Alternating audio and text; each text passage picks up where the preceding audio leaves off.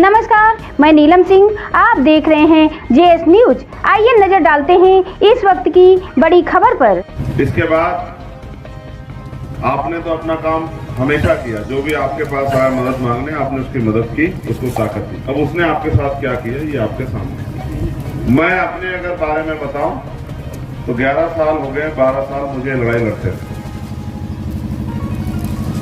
जब किसी को कहीं मेरी जरूरत होती है तो मैं उसके बुलाने से पहले पहुंच जाता हूं, उसकी मदद करने के लिए, उसकी आवाज उठाने के लिए। लेकिन इस बार 11 साल के जीवन में जो मैंने संघर्ष के जीवन में मैंने खूब जेल काटी, 3-3, 4-4 बार 16-16 महीने जेल काटी, मुकदमे झेले, दिल्ली में 2-2 बार तिहाड़ काटी।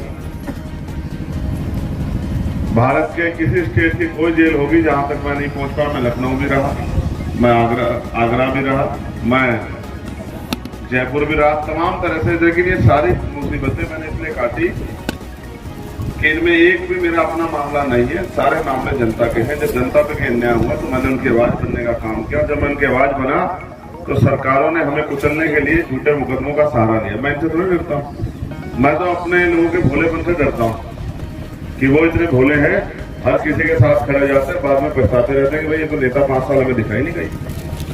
आप और मैं इस बात को समझ लें कि जो समाज महापुरुषों की बात के साथ नहीं खड़ा होगा उस समाज की तरक्की नहीं हो सकती।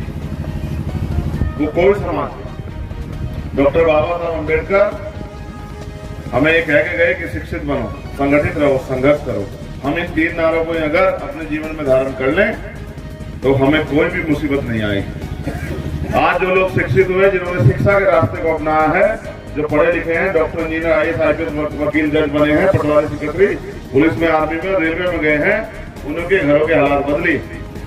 जो जिन्होंने शिक्षा को अहमियत कम दी है, आज भी उनके हालात गांव में आप देख लो तो आपको एहसास हो जाएगा। जिनके घरों में शिक्षा का दीपक उस तरह नहीं जला कि उनके घरों से रोशनी की कामयाबी निकली हो, कोई उनका बच्चा कामयाब हुआ हो, आज भी उन घरों के हालात आजादी के 75 साल बाद भी देखो किस तरह के हैं कि प्लास्टर भी उनको नसीब नहीं हुआ। और तो और सच ये है कि बहुत बिना तमाम तरह की सुविधाओं के बिना वो लोग जी रहे हैं। और मैं गांव देहात में जाता हूं, मुझे ऐसा लगता है कि आज 2 तरह के देश हो गई हैं। एक शहरों में जो अमीरों का देश है और एक गाँव में जो गरीबों का देश है, जिनके यहाँ जाके लगता है गली में उतरते ही जब सड़कों से धूल उठती तो ऐसा लगता है कि खेत में आ गए।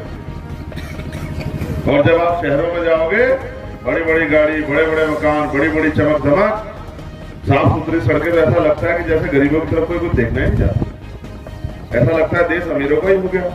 लेकिन क्या संविधान इसी सपने के साथ आया था? संविधान तो इस बात की आजादी देता है, चाहे वो किसान हो, चाहे वो नौजवान हो, चाहे महिलाएं हो, चाहे मजदूर हो, चाहे वो किसी जाति धर्म का व्यक्ति हो, सबको इस देश में आगे बढ़ने का, तरक्की करने का, पढ़ने का, पढ़ाने का, नौकरी करने का, रोजगार करने का, खेती करने का अधिकार मिलेगा। लेकिन कहाँ है सब कुछ? ये तो सब कुछ धीरे धीरे खत्म हो रहा।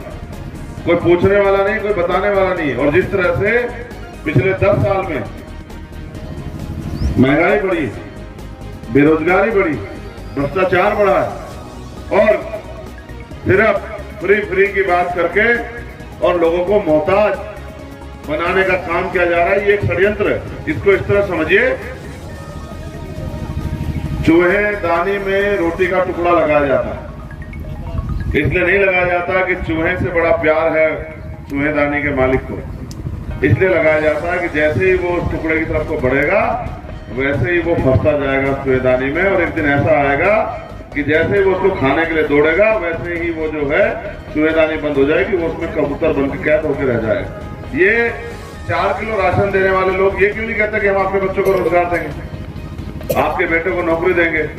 नौकरी नहीं मिल रही तो सरकारी मिल रही तो प्राइवेट सेक्टर में देंगे, प्राइवेट सेक्टर नहीं मिल रहा तो इसको लोन देंगे कि अपने कोई काम कर सके, बिजनेस कर सके।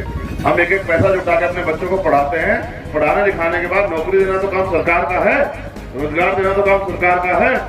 सब लोग गरीब अमीर थोड़ा ही है, सब लोग पे जमीनें थोड़ा ही, सब लोग धनाधीश थोड़ा ही, सब लोग कारोबार थोड़ा ही है। जो गरीब का बेटा है वो कारोबार कहां से करे, कहां से आएगा पैसे? ये तो सरकार की जिम्मेदारी है कि हर व्यक्ति को वो बराबर के अवसर दे।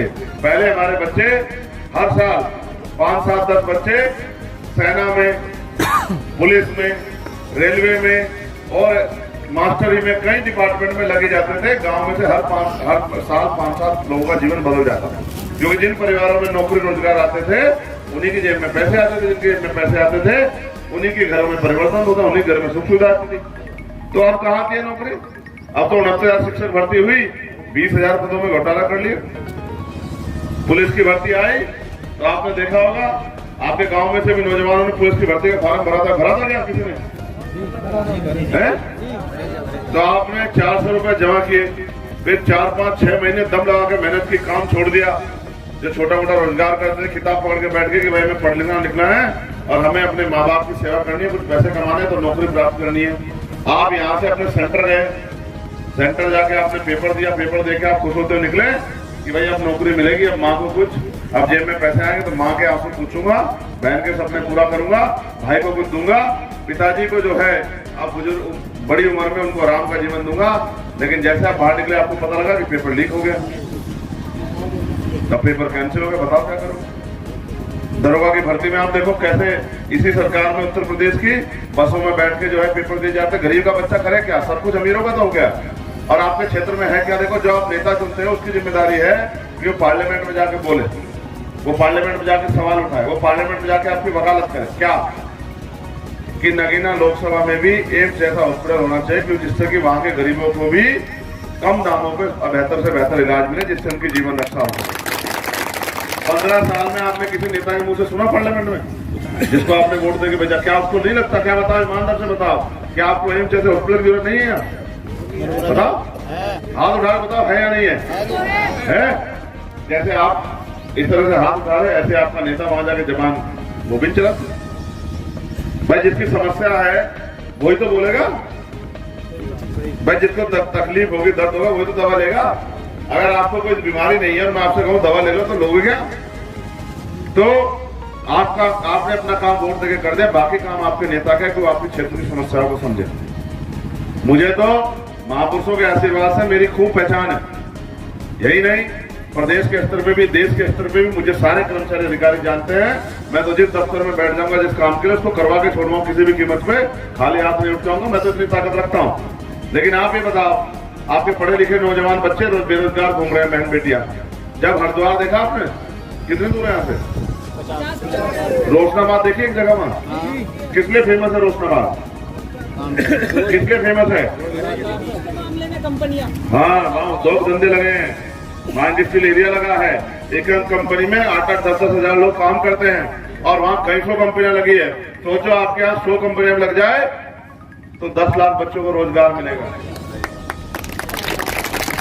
लेकिन आपके नेताओं को कहाँ पता है कि इन बच्चों को रोजगार की जरूरत है? पढ़ लिख के जो माँ बाप ने फोन पर लगाकर वो कर दिए।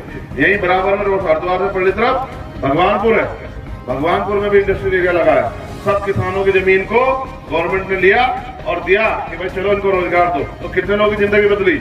आज हमारी बहन बेटियों को मजबूरी में भट्टों पे काम करना पड़ता है, कोलों में काम करना पड़ता है, खेतों में काम करना पड़ता है। पशु पालते हैं हम लोग कि भाई कुछ दूध बेच के कुछ पैसे कमा लें। कब तक इससे कितने अमीर हो जाओगे? कौन सी सुविधा ले लोगे? एक 4 रुपयों की गाड़ी नहीं खरीद पाओगे पूरी जिंदगी से, जब तक आप अपने बच्चों को कामयाब नहीं बनाओगे। कामयाब बनाने की जिम्मेदारी सरकार की है, लेकिन सरकार तो गरीबों की खाद उतारने में लगी। कैसे? 350 का सिलेंडर 1150 रुपए का देगी, 150 रुपए का आने वाला बिजली का बिल 600-700 रुपए का आएगा, 20 रुपए का आने वाला दवाई 100 रुपए का आएगा, और तो और 45-50 रुपए का पेट्रोल 100 रुपए का आएगा। और प्रैक्टिकल सुनो, आप कस्बे में जाते हो ना, नजीबाद जाते हो, नगीना जाते हो? नजीबाद आज कितना पैसा लगता है नजीबाद जाने का? 20 रुपए। बताओ आपसे 5-7 साल पहले कितना पैसा लगता था? 5 रुपए। तो 4 गुना बढ़ गई नहीं बढ़ गई महंगाई? ये तो आपके सामने ही है ना। आमदनी कितनी बढ़ी? जो मेहनत मजदूरी करते थे 300, 350, 400 रुपए मिलते थे, आज क्या 1000 रुपए मिलने लगे। तो जो आप कमाते हैं वो तो खर्चों में चला जाता है। ये देते 4 किलो राशन, और 4 किलो राशन का चलता 10 दिन 20 दिन क्या करोगे? अब तो मनरेगा में भी नहीं मिल रहा काम। मनरेगा में कहाँ मिल रहा काम? और मनरेगा में पैसा ही नहीं आ रहा। और तो और मेरी बात तो गौर से सुनो भाई, पहले हम मेहनत मजदूरी कर लेते जो कब पढ़े लिखे लोग हैं, घरों गांव में रहने वाले। एक परिवार मिलके खेत की कटाई करता था, 1 साल का अनाज होता था। अब वो कटाई मालिक मशीन से करवा देता, 2 घंटे में हो जाती है। तो अब मजदूरी की वो नहीं बची जरूरत, तो फिर करें क्या? गरीब लोग भूखे मरेंगे क्या? आपको पता है कि गेहूं कहाँ, ये अनाज आपको जो मिलता है कहाँ से आता है, किसके पैसे का आता है? पता है आपको? नहीं पता आपको? नहीं पता होता तो अभी बताते हैं मेरे पैसे का जाता है। सुनो, आप 1 रुपए का सामान खरीदते हो, 28% टैक्स लगता है। आपने बोतल खरीदी कितने पैसे की है भाई? 10 रुपए। 6 रुपए लिखा, 5 रुपए की। तो 5 रुपए की अगर आपने खरीदी तो इस पे 28% टैक्स के हिसाब से लगा लो, 1 रुपया 40 पैसे सरकार के खाते में चले गए। इससे खरीदी, समझ रहे? आप एक बहुत गरीब से गरीब परिवार 5,000 रुपए का सामान खरीदता है महीने में, तो 1400 रुपए सरकार के खाते में जाते हैं, और उन 1400 रुपए में से वो 800 रुपए सिलेंडर बढ़ा के आपकी जेब पहले काट लेती है। डीजल पे, पेट्रोल पे बढ़ा के, खाद्य पदार्थों बढ़ा के, दवाई पे बढ़ा के, स्कूल की फीस पे बढ़ा के, तमाम तरह चीजों बढ़ा के, और फिर वो आपको 200 रुपए का राशन देकर ऐसा एहसास कराती है कि हम आपकी बहुत मदद कर रहे हैं। अब गरीब को लगता है भाई ये तो दे रही है कुछ, पिछली तो ये भी देती थी। भाई फिर मेरी बात सुनो, आप ही का पैसा 1400 रुपए लेके और 200 रुपए का रोजगार अगर आपको राशन दे दिया तो कौन सा बड़ा काम किया? तो 1200 रुपए आपका बचता है। भाई देश चलाने के लिए अगर आप सिस्टम का हिस्सा नहीं बनोगे, आपके बच्चे कुर्सी पर नहीं बैठेंगे, तो आपके लिए पॉलिसी कौन बनाएगा? आज 500 रुपए पेंशन मिलती है गरीबों को, जो विधवा है, जो वृद्ध है, जो विकलांग है। आप बताओ 500 रुपए में ये बोतल 5 रुपए की आई, आप 4 बोतल एक दिन में पी लेगा नहीं पीलेगा आदमी मिनिमम? तो 20 रुपए की होगी। तो आप बताओ 1 महीने में कितने पैसे की पानी पिएगा? 600 रुपए का। तो 500 रुपए सरकार कहती है 500 रुपए की पेंशन में पूरा महीने में खर्चा चल जाएगा। देखो कैसी मजाक उड़ा रही गरीबों। अधिकारियों को भी मोटी मोटी तनख्वाह पेंशन मिलती है, नेताओं को मिलती है, गरीबों को क्या मिलता है? गरीबों का खून चूसने वाली सरकार आ गई है। अगर आपको इनसे बचाव करना है तो फिर आपको अपनी वोट का सही इस्तेमाल करना पड़ेगा, क्योंकि वोट ही हम पे हथियार है, जिनसे ना हम इनको लाठी से जवाब दे सकते, ना गोली से, ना किस चीज से। हम तो आम जनता है, हम इनको वोट से ही जवाब दे सकते हैं। अगर आप अपनी वोट से मजबूत फैसला लो, और जिस तरह से आपने और लोगों को मौका दिया, मैं तो सड़कों पे लड़ता रहा, अब मैं आपके बीच आया हूँ। अगर आप सच में मेरी मदद कर दो तो मैं आपको दिखाऊंगा किस तरह का बदलाव होता है। मेरी उम्र 60 साल नहीं है, मेरे पास 60 साल नहीं कि मैं किसी चुनाव अकेले चुनाव की लड़ रहा हूँ। सुख सुविधा की राजनीति करना चाहता तो गोलियां नहीं खाता। आपको पता है अभी 400 गोली चली 6 महीने पहले मेरे ऊपर। मैं गोली खा के भी जिंदा हूँ इसलिए क्योंकि मैं गरीबों के आंखों में आंसू नहीं देख सकता हूँ। मैं जब छोटा था मेरी माँ खेत से घास लाती थी, मैं स्कूल से आके घास की गठरी पकड़ के लाता था कि मेरी माँ के ऊपर ज्यादा वजन ना पड़े। मैं तो गरीबी देख के आया और मैं गरीबों में से हूँ, तो मैं उन लोगों की समस्या समझता हूँ। इसलिए आपसे कह रहा हूँ, कब होंगे आपके ये बिना पलस्तर के मकान पक्के? कब आएंगे आपके घर में सुख सुविधाएं? कब आप अपनी देखो, आज गरीब आदमी बहन बेटी की शादी करेगा, कर्ज लेगा। पहले 3 लाख रुपए में हो जाती थी शादी, एक मोटरसाइकिल भी अब होती है 5 लाख पार में, 6 लाख में, 7 लाख में। कहां से लाओगे कर्ज? कब तक सारी जिंदगी उतारते रहोगे? आज अगर इलाज कराना पड़ जाए अच्छे हॉस्पिटल में तो कर्जा नहीं उतरेगा पूरी जिंदगी। ठीक है, तो इसलिए और पढ़ाई देखो कितनी महंगी हो गई है। डॉक्टर अगर अपने बच्चों को बनाना चाहो तो 1 करोड़ रुपए चाहिए, तो क्या करोगे भाई? कभी बन ही नहीं पाएगा डॉक्टर। गरीब का बेटा डॉक्टर बनेगा ही नहीं, इंजीनियर वकील बनेगा ही नहीं, जज बनेगा ही नहीं, IAS IPS बनेगा ही नहीं। तो भाई क्यों? क्या हम सारी उम्र ऐसे ही रहेंगे? तो इसलिए मुफ्त शिक्षा की व्यवस्था होनी चाहिए। कहाँ आपके अच्छे स्कूल कॉलेज यूनिवर्सिटियां, कहाँ डेंटल कॉलेज, कहाँ मेडिकल कॉलेज? क्यों आपके नेताओं ने नहीं सोचा? क्योंकि देखो उनके बच्चे पढ़ते हैं कॉलेजों में, आपके थोड़ा ही। उनको अपने बच्चों से मतलब है, आपके बच्चों से नहीं। आपको अपने से मतलब होना चाहिए। मौका आपके पास है, माहौल बना हुआ है, चारों तरफ गूंज है कि इस बार नगीना पार्लियामेंट से गरीबों की ताकत से चंद्रशेखर आजाद पार्लियामेंट जा रहे हैं। और जब एक प्राइमरी स्कूल के मास्टर का बेटा, देखो बाबा साहब पढ़े स्कूल के बाहर बैठ के, पढ़े नहीं पढ़े? तो बाबा साहब पढ़े तो कितने लोगों के लिए रास्ते खोले नहीं खोले? तो जब बाबा साहब स्कूल के बाहर बैठ के पढ़े तो एक प्राइमरी स्कूल के हेडमास्टर का बेटा अपने लोगों के लिए तमाम तरह के उन अवसरों को पैदा करेगा। किसानों के लिए, नौजवानों के लिए, महिलाओं के लिए, दलितों के लिए, पिछड़ों के लिए, आदिवासियों के लिए, मुसलमानों के लिए, जैन के लिए, सिख के लिए, बौद्ध के लिए, जिनकी जरूरत आज बुनियादी रूप से हमें है। सच तो ये है, आज हमारे पास खाने के लिए अच्छी रोटी, पहनने के लिए अच्छे कपड़े और सर ढकने के लिए अच्छी छत भी नहीं है। सच तो ये है, पीने के साफ पानी की व्यवस्था भी हमारे यहाँ नहीं है। मैं गारंटी देता हूँ कि यहाँ 90% लोग ऐसे होंगे जिनके घरों पे साफ पानी नहीं होगा, आरओ का पानी नहीं होगा। आप बताओ ईमानदार से, कितने लोग घरों में आरओ लगे हुए, जरा हाथ लगा के बताओ। तो आपको नहीं पता कि आपके यहाँ का पानी खराब हो गया? आप देखो ना, आपके यहाँ का पानी खराब हो गया, बीमारी की जड़ हो गई, लेकिन अब सरकारों को थोड़ा फर्क पड़ता, सरकारों को फर्क नहीं पड़ता। इसलिए मैं आपसे कह रहा हूँ, जब सरकारों को आपके लिए फर्क नहीं पड़ता तो आप अपने बारे में खुद सोचो, ठीक है? मैं आपसे अपील करता हूँ कि आप इस लड़ाई में मेरी मदद कराओ। बताओ कराओगे नहीं कराओगे मदद? दोनों हाथ उठा के बताओ, जो लोग मदद कराएंगे। जो एक हाथ उठाएगा उसकी नहीं मानी जाएगी, जो दोनों हाथ उठाएगा उसी की बात मानी जाएगी। और आखिरी बात, पहले बताओ निशान क्या है हमारा? मैंने तो पूछो क्या है हमारा निशान? जोर से बताओ। देखो,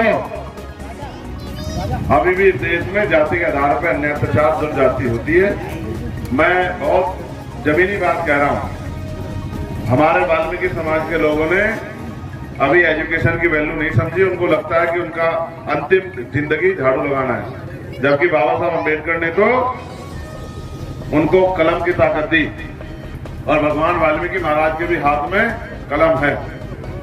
अगर हम कलम पकड़ेंगे, पढ़े लिखेंगे, तभी तो हम लोग कामयाब होंगे। जब हम शुरू बचपन में झाड़ू पकड़ लेंगे तो हम कौन से करोड़पति अरबपति हो जाएंगे? इसलिए कह रहा हूं, सभी लोगों को बदलना पड़ेगा, सभी लोगों को अपने बारे में सोचना पड़ेगा। मैं आपका धन्यवाद करता हूं। और जिन साई भाइयों ने कार्यक्रम कराया, राकेश कुमार रवि जी, स्वस्थ रहने के लिए इस्तेमाल करें अयोध्या धाम का श्री राम नाम स्पेशल निरोगी चूर्ण और बुकनों।